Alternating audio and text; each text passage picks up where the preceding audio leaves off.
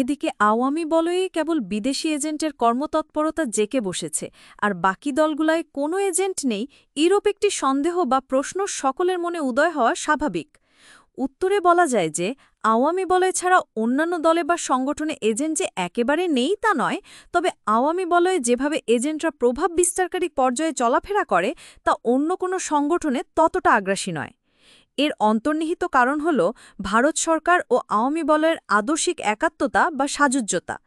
যেমন ১৯৭১ সালের ৬ ডিসেম্বর ভারত বাংলাদেশকে আনুষ্ঠানিক স্বীকৃতি প্রদান করে।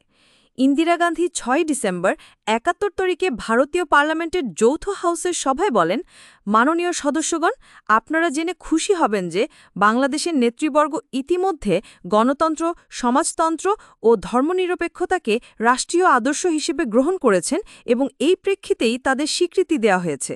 তারা যে আদর্শগুলি রাষ্ট্রীয় আদর্শ হিসেবে অনুসরণ করবেন বলে প্রতিশ্রুতি দিয়ে পত্র লিখেছেন তার কপি আপনাদের টেবিলে দেওয়া হলো। তাই ভারতীয় সংবিধানের ৪ মূলনীতিতে বিশ্বাসী আওয়ামী লীগ হচ্ছে ভারতপন্থী বা প্রো ইন্ডিয়ান দলগুলোর মধ্যে রয়ের নিকট সবচেয়ে বেশি নির্ভরযোগ্য।